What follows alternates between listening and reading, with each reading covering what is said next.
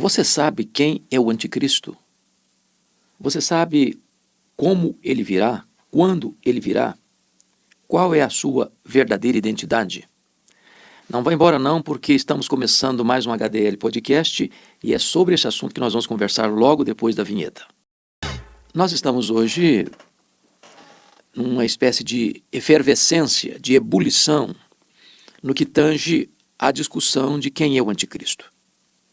Sobretudo com a morte do Papa Francisco, esse assunto voltou à pauta, à agenda de muitos estudiosos. Aqueles que são mais assodados, fazendo afirmações categóricas de que agora é o último Papa e que depois vem a figura do anticristo. Eu gostaria que nós hoje nos cingíssemos, não de opiniões, não de correntes de pensamento, de variantes hermenêuticas, mas nós pudéssemos nos debruçar sobre os textos da Bíblia que tratam da matéria. Porque o que nós pensamos tem pouco valor. O que tem valor de fato é o que a Bíblia diz. E o que a Bíblia diz? Então eu vou recorrer aqui a 5 passagens bíblicas e pedir sua vênia para ler esses textos. O primeiro texto que eu vou ler é Daniel capítulo 7. Daniel foi um profeta que foi levado para o exílio da Babilônia ainda muito jovem. E Deus o honrou na Babilônia e ele foi um grande líder na Babilônia. A Babilônia caiu e ele permaneceu com a influência decisiva no outro império, o Império Medo-Persa. E no capítulo 7, verso 21 e 22 do seu livro, ele diz assim: Eu olhava, e eis que este chifre fazia guerra contra os santos, e prevalecia contra eles, até que veio o ancião de dias e fez justiça aos santos do Altíssimo. E veio o tempo em que os santos possuíram o reino. O verso 25 diz: Esse pequeno chifre, que é uma referência ao anticristo, proferirá palavras contra o Altíssimo, magoará os santos do Altíssimo, e cuidará em mudar os tempos e a lei, e os santos lhe serão entregues nas mãos por um tempo, 2 tempos e metade de um tempo. O que Daniel está escrevendo vai ser reforçado de maneira eloquente em Apocalipse capítulo 13, que é o último texto que nós vamos examinar. Então, veja você que esta pessoa, que não é um sistema político, religioso, mas é uma pessoa que vai estar sustentado por um sistema político e religioso, mas é uma pessoa, não é um ser indefinido da história, vai lutar, guerrear contra os santos, contra os cristãos, e vai fazê-los sofrer, e vai até impor derrotas no sentido de matar, não no sentido de levar à apostasia, isso não, mas vai ser um perseguidor implacável, implacável. Vamos ao segundo texto, que é Mateus 24, que é referência do próprio Jesus. Então veja que a palavra anticristo não apareceu em Daniel, a palavra anticristo também não vai aparecer em Mateus 24, Jesus não chama esta personalidade pelo nome de anticristo. Mas vamos olhar Mateus 24, 15 a 22. Palavras do próprio Jesus. Quando, pois, virdes o abominável da desolação, então Jesus chama o anticristo de o abominável da desolação, de que falou o profeta Daniel, portanto Jesus está se referindo ao que Daniel falou e acabamos de ler. No lugar santo, quem lê entenda, então os que estiverem na Judéia fujam para os montes. E quem estiver sobre o eirado não desça a tirar de casa alguma coisa. E quem estiver no campo não volte atrás para buscar a sua capa. Ai das que estiverem grávidas e das que amamentarem naqueles dias. Orai para que a vossa fuga não se dê no inverno, nem no sábado, porque nesse tempo haverá grande tribulação, como desde o princípio do mundo até agora não tem havido, nem haverá jamais. Não tivessem aqueles dias sido abreviados, ninguém seria salvo, mas por causa dos escolhidos, tais dias serão abreviados. Então vamos entender aqui. Jesus faz uma superposição de imagens de tempo. Ao mesmo tempo que ele está falando do abominável da desolação, que é o anticristo, ele introduz, para ilustrar como será a vinda do anticristo, o ataque que foi feito em Jerusalém no ano 70. A invasão do general Tito Flávio, que cerca a cidade, que depois invade a cidade, que destrói a cidade, destrói o templo e dispersa os judeus. Então ele está mostrando que, assim como teve a invasão de Jerusalém, e antes dele, lá no 4º século, Antíoco Epifânio profanou o templo, agora Tito Flávio vai também profanar o templo, que vai destruir o templo e queimá-lo. Ele está dizendo o seguinte: se você estiver fora dos muros, não vai lá. Não vai lá. Se você quiser resgatar alguma propriedade sua, algum bem seu, não faça isso. Ainda estiverem grávidas. Por quê? Porque a grávida não consegue correr, fugir às pressas. Como cerca de 1000 judeus fugiram de Jerusalém e se abrigaram lá às margens do Mar Morto, na fortaleza de Massada. As grávidas não poderiam fazer isso porque não teriam condições de correr do exército inimigo. Também ele disse: olha, você deve orar para que não aconteça num sábado, porque no sábado não podiam fazer longas caminhadas. Dentro da tradição deles, eles quebrariam a própria lei deles e eles teriam dificuldade de consciência para isso. Deveriam orar para que não seja no inverno, porque também no inverno as temperaturas baixam a temperatura abaixo de 0 e a caminhada seria muito mais difícil, muito mais complexa. E agora Jesus retorna ao anticristo para dizer que haverá naquele dia, agora ele não está fazendo referência à invasão do ano 70, por Tito Flávio, mas sim referência ao anticristo, dizendo que haverá grande tribulação. E essa grande tribulação, ela tem uma peculiaridade: nunca teve antes igual, nunca haverá jamais depois igual. Ou seja, é uma tribulação singular, grande, intensa, terrível, avassaladora. A Bíblia usa 4 expressões para esse período: a grande tribulação, a apostasia, a manifestação do homem da iniquidade e o pouco tempo de Satanás. Vai ser um tempo terrível mesmo. O texto está dizendo: não tivesse sido abreviado aqueles dias, ninguém se salvaria, mas por causa dos escolhidos, tais dias serão abreviados. Então, a tribulação é tão forte que ninguém resistiria a essa tribulação, ou seja, todos morreriam. Mas por causa dos eleitos de Deus, porque nenhum eleito de Deus vai perecer, o anticristo não vai conseguir arrancar nenhuma ovelha das mãos de Jesus. Esses dias foram abreviados. Então, esse é o registro que Jesus Cristo trata sobre o anticristo, que ele chama aqui de o abominável da desolação, no seu sermão profético, que está relatado tanto em Mateus quanto em Marcos, também em Lucas. Então vamos agora ao terceiro texto que trata da matéria, que é 2 Tessalonicenses capítulo 2. Então vamos para lá. A Bíblia aberta aí comigo, vai acompanhando aí. 2 Tessalonicenses capítulo 2. A partir do verso 3 até o verso 12. Então eu vou ler com você. Então vamos fazer o seguinte: vamos ler a partir do versículo 1 para a gente pegar o contexto melhor. Irmãos, no que diz respeito à vinda de nosso Senhor Jesus Cristo e à nossa reunião com Ele, nós vos exortamos a que não vos demovais da vossa mente com facilidade, nem vos perturbeis, quer por espírito, quer por palavra, quer por epístola, como se procedesse de nós, supondo que tenha chegado o dia do Senhor. De que ele está falando? Você bem sabe disso, que lá em Tessalônica, algumas pessoas estavam pondo em xeque, em dúvida, a doutrina da ressurreição e também a doutrina da parousia, da segunda vinda, dizendo que, alguns falsos mestres dizendo que Jesus já tinha voltado. Tá? Então Paulo está dizendo: não entra nessa não caia nessa lorota não entre nessa canoa furada não acredite nisso não. Aí ele agora começa o texto que nós queremos, a partir do verso 3.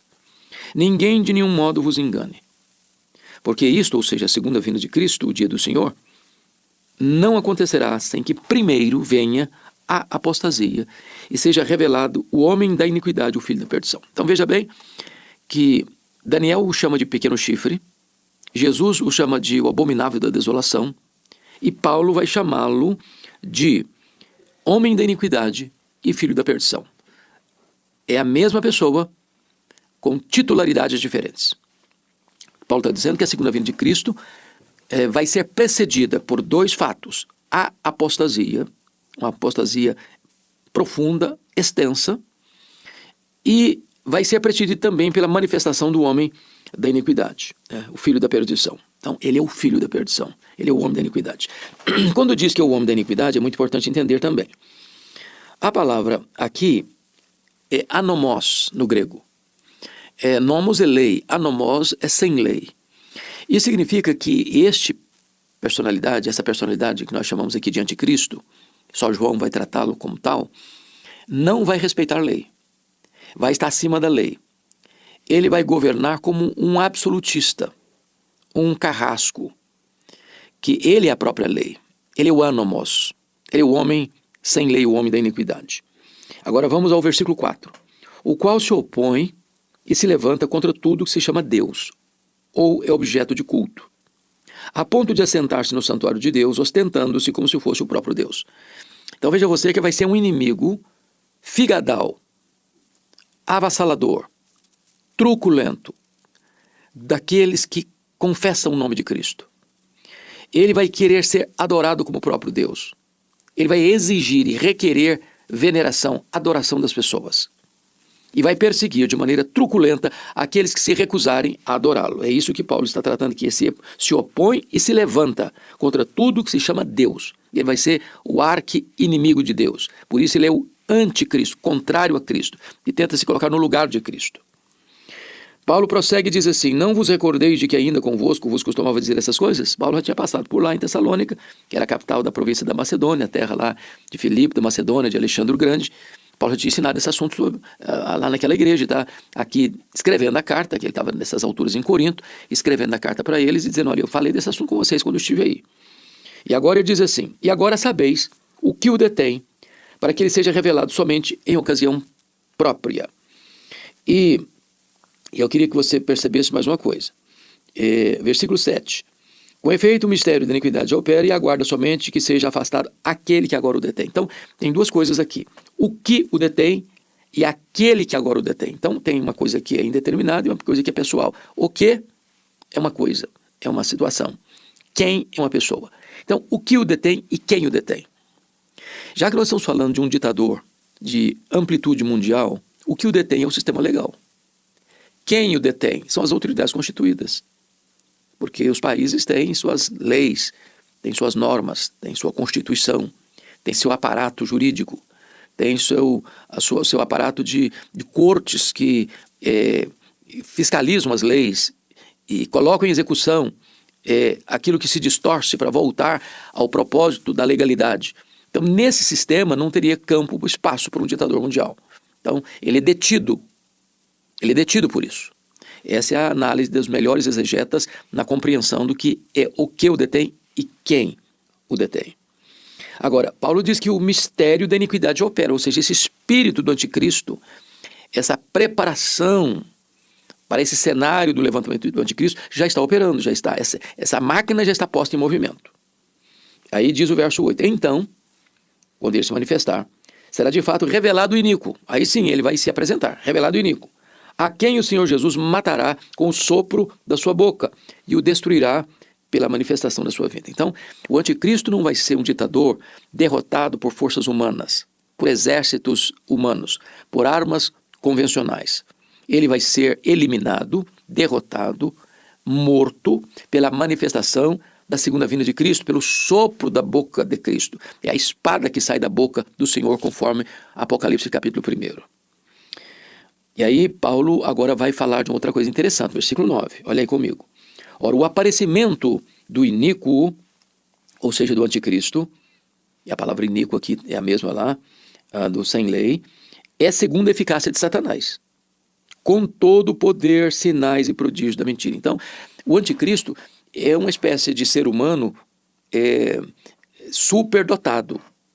Ele vai ter forças e poderes sobrenaturais, porque o texto diz que ele vai aparecer segundo a eficácia, o poder de Satanás. E com todo, não com algum, não com pouco, não com muito, com todo o poder e sinais e prodígios da mentira. Então, ele vai operar milagres, ele vai fazer coisas que o homem natural, comum, não pode fazer. Ele vai ser admirado, ele vai ser respeitado, ele vai ser temido, ele vai ser acatado em virtude da quantidade de força, de poder, de destreza, de controle, de coisas sobrenaturais que ele é capaz de realizar. Prodígios da mentira. Prodígios da mentira. Não são obras de Deus, não são milagres de Deus, são milagres do pai da mentira, porque por trás dele está o diabo, está Satanás. O diabo sempre tentou imitar Deus, né? Porque Deus é o Pai, o Filho e o Espírito Santo, a Trindade, o diabo vai querer fazer o mesmo. O diabo, o anticristo e o falso profeta. Porque Jesus, a segunda pessoa da Trindade, se encarnou, ele vai ser uma espécie de encarnação de Satanás. Porque Jesus morreu e ressuscitou, ele vai se recuperar de uma ferida mortal. Porque Jesus fez milagres, ele também vai querer fazer milagres. Ele é entre aspas, substituto de Cristo e ele é anticristo. Bom, versículo 11 diz assim: É por isso... Não, vamos voltar ao versículo 10. E com todo o engano da injustiça aos que perecem, porque não acolheram o amor da verdade para serem salvos. Ou seja, as pessoas que rejeitaram a verdade vão se curvar diante do anticristo. Com todo o engano da injustiça aos que perecem. Ou seja, quando o homem rejeita a verdade, ele acaba se curvando diante das mentiras do anticristo. E está escrito no verso 11 para nós irmos à conclusão. É por esse motivo, pois, que Deus lhes manda a operação do erro, para darem crédito à mentira, a fim de serem julgados todos quantos não deram crédito à verdade, mas pelo contrário, deleitaram-se na injustiça. Ou seja, sabe qual é o pior estágio que um ser humano pode estar na vida? É quando Deus o entrega a si mesmo. Quando Deus diz, você está rejeitando a verdade, você está acreditando na mentira, pois eu vou entregar vocês a vocês mesmos, e vocês assodadamente correrão para adorar o anticristo, para acreditar nas mentiras dele, nos milagres mentirosos dele, das operações da justiça dele, e vocês vão se prostrar diante dele, porque vocês rejeitaram a verdade, vocês serão entregues à mentira. Vamos ao penúltimo texto, ao quarto texto, que é 1 de João, capítulo 2, versículo 18. Então, vamos ver o que João, que é o único autor bíblico que chama esse indivíduo de anticristo. Capítulo 2, versículo 18, está escrito assim: Filhinhos, já é a última hora. E como ouvistes que vem o anticristo, veja você que agora eu coloco um artigo definido antes da palavra anticristo. E como ouviste que vem o anticristo, também agora muitos anticristos têm surgido, pelo que conhecemos que é a última hora. Então ele está dizendo duas coisas aqui. Primeiro, que existem anticristos, no plural. Porque todos aqueles que negam a Cristo, que rejeitam a Cristo, ou que torcem as palavras de Cristo, são anticristos. Esses anticristos são precursores do anticristo. E esse anticristo vem no que João chama de última hora, ou fim dos tempos, que é o período da primeira e segunda vinda de Cristo. Então, ao longo do cristianismo, muitos anticristos surgiram, preparando e pavimentando o caminho do anticristo. Agora, então, vamos ao último texto, que é o quinto texto, que é o mais completo dos textos da Bíblia sobre a matéria, que é Apocalipse capítulo 13, versos de 1 a 8. Então peço que você aí acompanhe esse raciocínio. Está escrito assim: Vi emergir do mar uma besta, que tinha 10 chifres e 7 cabeças, e sobre os chifres 10 diademas, e sobre as cabeças nome de blasfêmia. Quando eu diz de uma besta que tinha 10 chifres, que surge do mar, nós temos que entender que figura é essa. Não é que vai brotar lá um bicho esquisito do Oceano Pacífico, do Oceano Atlântico, do Oceano Índico, do Mar Mediterrâneo. Não. A palavra mar é um símbolo. E esse símbolo é interpretado pelo livro de Apocalipse mesmo. No capítulo 17, verso 15, ele explica o que significa essas águas do mar. Falou-me ainda: as águas que viste, onde a meretriz está assentada, são povos, multidões, nações e línguas. Então, voltando lá ao versículo 1. Quando diz vi emergir do mar uma besta, ele está dizendo que a besta, que é o anticristo, vai brotar, vai surgir desta convulsão das nações, dessa confusão dos povos.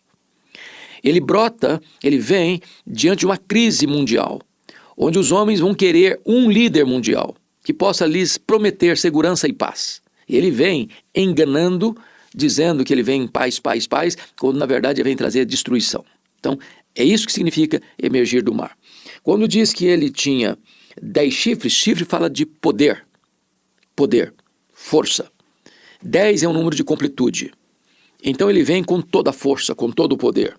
Cabeça é comanda, controle, governo. 7 é o número da perfeição. Então ele é alguém que vai ter muito poder e vai ter a autoridade. Ele vai estar constituído como essa autoridade, que ele vem como um grande líder mundial. Mas está escrito que sobre as suas cabeças nome de blasfêmia, ou seja, ele vai ser um consumado inimigo de Deus, um consumado inimigo de Cristo, um consumado inimigo do seu povo. Versículo 2. A besta que viera semelhante a leopardo, com pés de urso e boca de leão. Então vamos entender isso aqui. Essas figuras, essas bestas feras aqui, leopardo, urso e leão, são símbolos também de impérios do passado. De impérios do passado.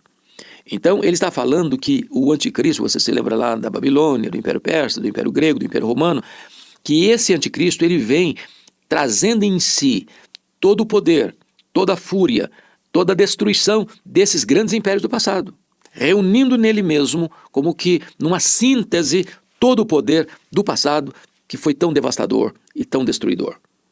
Está escrito no verso 2, e deu-lhe o dragão o seu poder, o seu trono e grande autoridade. O dragão, descrito no capítulo 2 de Apocalipse, é uma referência ao diabo, a Satanás.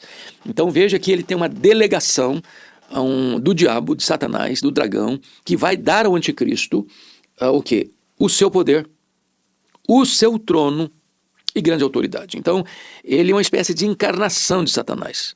Ele vai ser como se ele estivesse no trono de Satanás. Ele vai ter todo o poder e toda a autoridade de Satanás. Então, ele é um ser maligno, consumado. Tá? Versículo 3.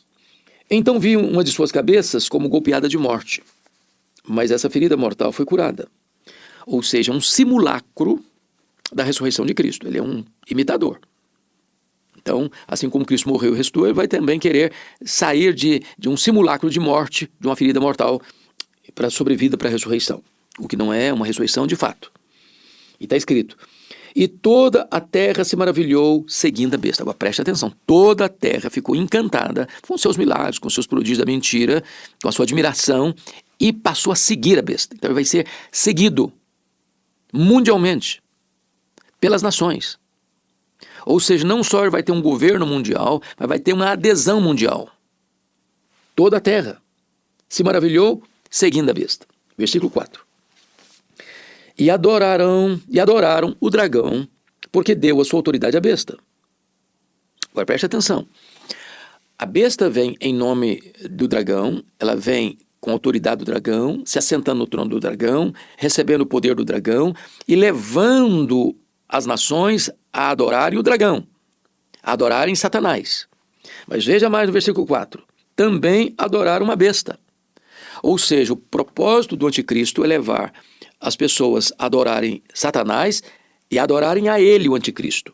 Com uma grande pergunta, versículo 4. Quem é semelhante à besta? Quem pode pelejar contra ela? Ou seja, a admiração é tanta que as pessoas vão pensar assim, ele é o máximo, ele é invencível, ele é imbatível. Ninguém pode resisti-lo, ninguém pode derrotá-lo, ninguém pode destroná-lo. Então a pergunta é exatamente quem pode pelejar contra ela? Na opinião popular, mundial, ele é um inimigo, ou ele é um ditador, ou ele é um governante imbatível, invencível, indestronável. Versículo 5. Foi-lhe dada uma boca que proferia arrogâncias e blasfêmias e autoridade para agir 42 meses. Essa é a questão do tempo indeterminado. Ele vai ter autoridade para governar e o texto está dizendo que o governo dele é limitado. Porque governo ilimitado só Jesus tem.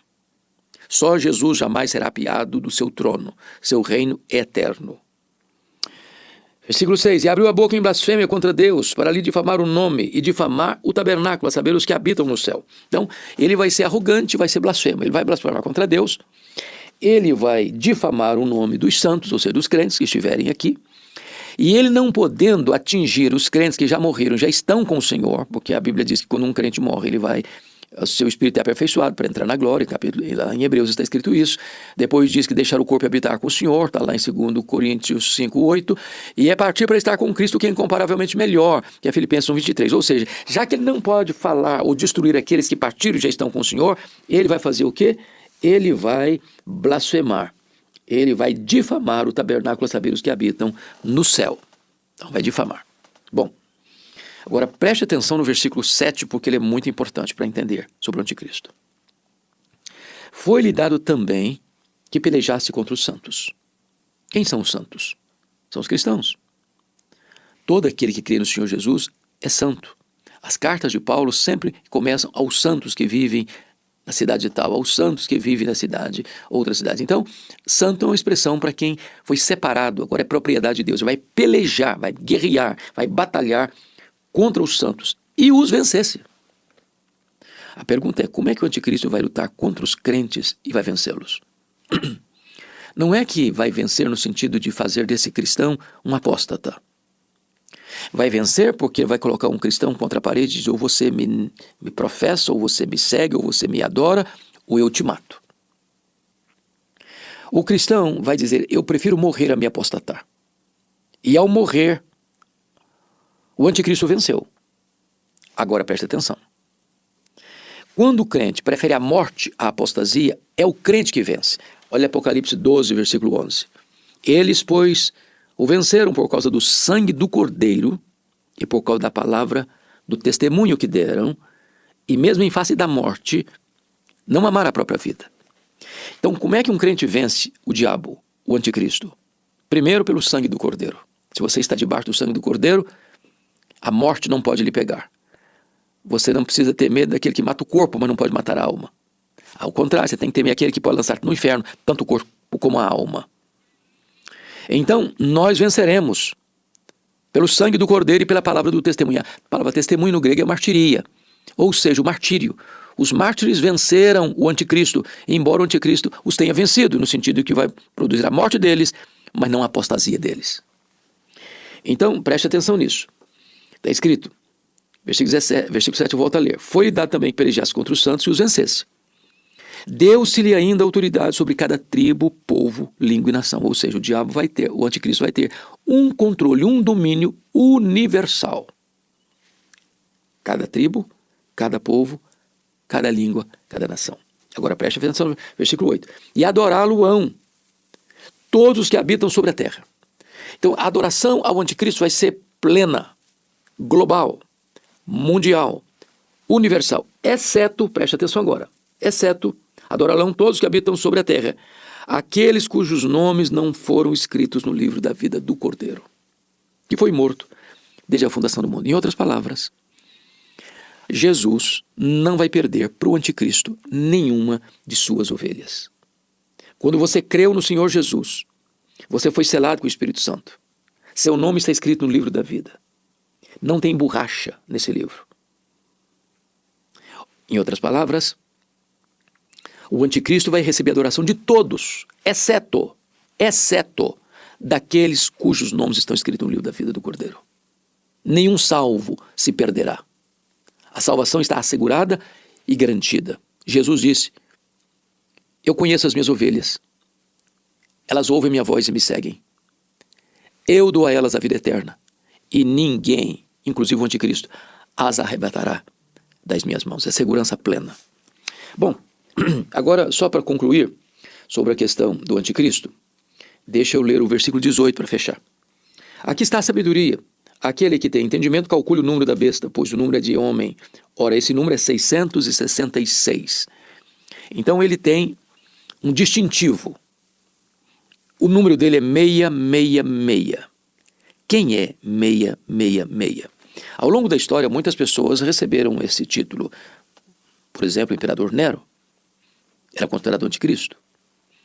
Depois veio a figura dos papas e os reformadores e as confissões de fé reformadas apontaram-no como o anticristo. Ao longo da história, outros homens receberam esse título, como Napoleão Bonaparte, depois Adolf Hitler, e Stalin, Lenin, mais recentemente outros nomes mais modernos. Mas nós deveríamos ter muita cautela em carimbar uma pessoa específica da história como anticristo. Deveríamos observar o que significa 666. Dentro da numerologia bíblica, 7 é o número da perfeição. 6, o número que precede o 7, é o número incompleto, imperfeito. 3 é o número da Trindade. Então seria 666, a melhor interpretação que já encontrei até hoje, é que 666 é uma referência a um ser que vai ser plenamente imperfeito, plenamente cruel, plenamente opositor a Deus e ao seu povo, plenamente iníquo, rendido à anomia, aversão à lei, aos preceitos de Deus. Então, esta é a figura do anticristo que a Bíblia está aqui trazendo para você e para mim. Ele vai ter um controle. Veja você, versículo 16 e 17. A todos os pequenos e os grandes, os ricos e os pobres, os livres e os escravos, faz que lhes seja dada uma marca, uma certa marca sobre a mão direita ou sobre a fronte, para que ninguém possa comprar ou vender, senão aquele que tem a marca, o nome da besta e o número do seu nome é 666. Então, o que ele está querendo dizer é que vai ter um controle. E hoje ninguém tem mais dúvidas de que nós, no mundo digital que vivemos, isso é totalmente já execuível. Quando você consegue já empacotar os dados genéticos dos mais de 8 bilhões de habitantes na cabeça de um alfinete, quando você fala hoje da nanotecnologia, quando você fala hoje de chips que têm todas as informações a seu respeito, quando você é mais vigiado do que imagina, é mais controlado do que imagina, então do ponto de vista tecnológico, esse controle múltiplo e pleno controle não é mais um fato fictício ou futurista, mas é um fato já possível nos nossos dias. Bom, então isto é o que a Bíblia ensina sobre esse personagem, o anticristo. Quem é ele? A Bíblia descreve todas as suas características, descreve quando ele vai surgir, descreve o que ele vai fazer. Recomendo a você não ficar carimbando este ou aquele, mas ficar atento ao que a Bíblia diz. Agora, o que nós podemos saber é que a igreja é martírica.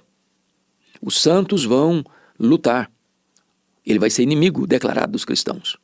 Os cristãos vão ser perseguidos, tantos mortos, mas todos vitoriosos. Nós venceremos. Nós somos mais que vencedores. O sangue do Cordeiro, a palavra do testemunho, em face da morte não amaremos a vida. Cristo deu a sua vida por nós e daremos a nossa vida por ele, se preciso for, desse grande embate. Jesus voltará. E este anticristo que tem tanto poder, a autoridade de Satanás, vai ser quebrado repentinamente, sem força humana. Como diz Paulo em Tessalonicenses 2, 2 Tessalonicenses 2, ele será destruído pela manifestação da vinda de Jesus, pelo sopro da boca de Jesus. E eu concluo minha fala com você sobre o anticristo, levando você a Apocalipse capítulo 19, versículo 20. Olha o que está escrito. Mas a besta foi aprisionada. A besta é o anticristo. E com ela o falso profeta, que é a besta que surge da terra, que com os sinais feitos diante dela seduziu aqueles que receberam a marca da besta e eram os adoradores da sua imagem. Os dois foram lançados vivos dentro do lago do fogo que arde com enxofre. Então o fim do anticristo é o lago de fogo. É a condenação eterna. É perecer e ser penalizado para sempre e sempre e sempre. Mas a igreja perseguida, martírica, essa vai reinar com Cristo. Novos céus e nova terra. Já não tem mais lágrima, nem pranto, nem dor, porque estaremos para sempre com Jesus, com corpos glorificados, semelhante ao corpo da glória do Senhor Jesus, e reinaremos com Ele para todo sempre. Bom, se você gostou desta exposição bíblica, se isso ajudou você a esclarecer algum ponto de dúvida, eu peço a você humildemente que você compartilhe essa mensagem com outras pessoas.